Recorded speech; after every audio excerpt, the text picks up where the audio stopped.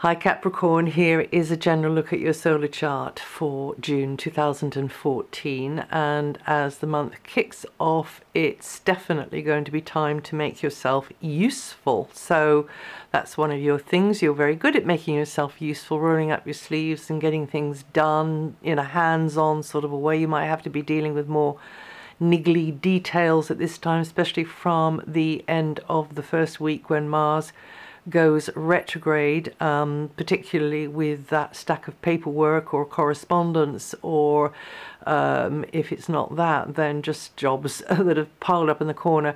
And you'll definitely be putting more effort into maintenance, repairs, maybe learning skills or just applying skills, and dealing with the to-do list, getting things better organized, getting your act together.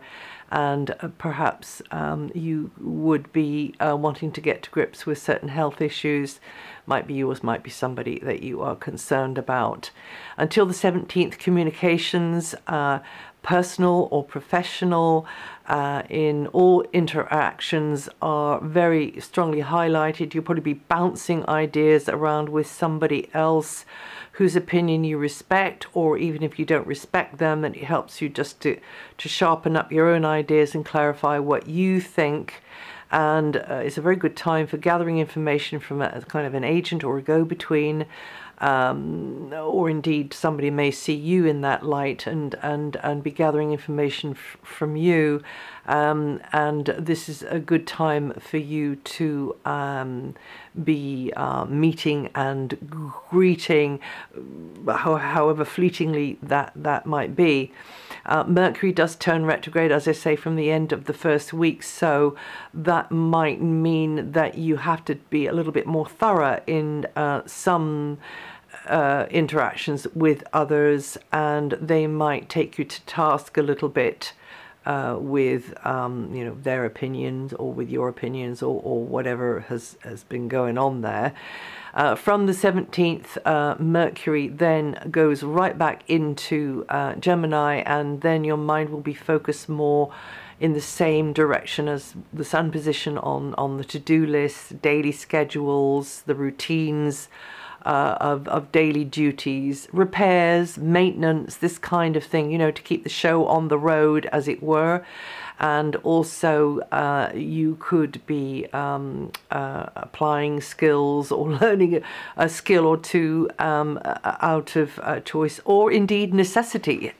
And service providers, health providers, co-workers, very much more interaction, I would say, with those sorts of people is likely. Now, for most of the month, Venus is in a very spontaneous, fun, entertaining sort of area where you could just have more fun and entertainment. It's quite child orientated, so whether you see that as fun or not, but it could be to do, you know, is a youthful energy here.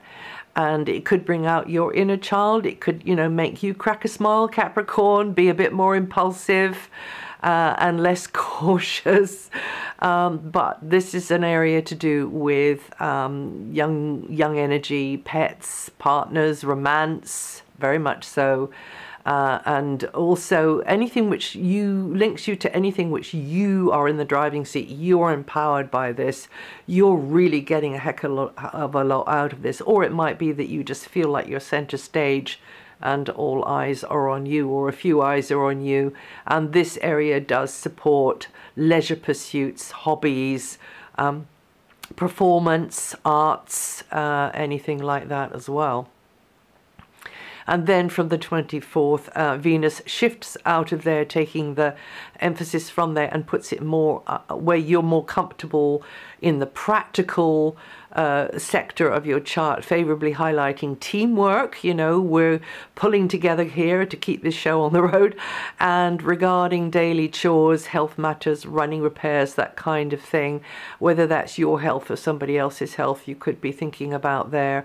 You'll get the assistance that you'll need. You'll get just that, you know, that cup cup of tea or that cup of coffee or that stiff drink even, just at the right moment. You're more likely to with Venus there anyway. And also hooking up with somebody who you can do business with. You feel that you know, that they come across to you as being quite valuable to you. Whether this is long-term value is quite another thing, but that you can feel that they are value to you in a practical kind of a way. Now, until the end of the year, Saturn is in a very helpful angle to your sun sign, and this is in its final leg now. Saturn moves out of there at the end of December, well, Christmas Eve, December, and usually is in December, isn't it? And that then will sort of shift the goalpost. But where it is at the moment, it means that you should be putting a steady flow of energy into networking, cultivating other people, just doing it so gradually, step by step, being very consistent there, showing your reliability, showing that you're not going to do anything unpredictable and sudden, which is a little bit difficult at the moment, given that you've got Pluto in your sign and Uranus coming at your sign from a different angle very strongly. But you Capricorns born near the beginning or rather in the middle of the second decanate, that's to say 16 to 19 degrees. It's not in the middle, it's the whole of the second decanate really. Well, it's from the middle. I mean, we'll get this decanate thing right. It's in the second decanate of Capricorn, or 16 to 19 degrees rising. So I'm working on that one. You're going to feel the energy the most this month, but of course the whole sign in lessening degrees will feel it. And you should be gradually applying yourself through friendships, through useful associations and contacts that could sort of, you know, help you up the ladder of success. But also you can be there as the reliable, responsible person with the wise words and sort of the comforting arm round the shoulders for others as well. And it just to have to accept that you can only integrate yourself gradually into some kind of setup, club, society, organization, collective over the wires. You know, this is a bit by bit thing, and then you find your level in the pecking order, and then it changes, and then the level, you know, it goes up, hopefully. Well, this is what you want to do. That'll be the direction that you're going in anyway, Capricorn. I said that might be, you know, a little bit more of a problem because actually you do have Pluto in your sign, and it continues to make you hypersensitive, much more sensitive than you normally are, and more controlling than you normally are, because for you what seems quite a little thing to many others is a huge deal for you. But more on that in a few minutes. In July, both Mars and Jupiter are transiting key areas of your solar chart. And in fact, there's quite a lot of transits in key areas, but Mars is at the top of your chart. This Mars position indicates this is a period for you to be putting physical effort and also decisiveness and drive towards achieving your goals and ambitions, towards this rising up the levels in the pecking order professionally as well. And so really having to put your back into that and feeling quite competitive at times with Mars here, but also crossing swords with authority figures, or maybe it's parents, or it's the boss, which is an authority figure, isn't it? But it could be bureaucracy, it could be officials, and that's Mars's hasty, hot-headed side. So try to play that one down a bit. And if you do, then overall this transit of Mars could inspire you to work harder and to slowly rise up the levels, progressing with the master plan. And you do need to keep your head. You do need to keep your cool and not be hasty, because that's the way of the world. You know, it is about image, it is about presentation, but it's also about competency, reliability, sense of responsibility, and you have all those things in spades, Capricorn. But this is a very, very unusual time in your personal history, because you do have Pluto in your sign and Uranus strongly aspecting your sign still all the way through now in July, and we had the Grand Cross going through, you know, back end of March into April, over May, and even though it's partly kind of broken up, still we have very strong energies for you with Mars, Uranus and Pluto.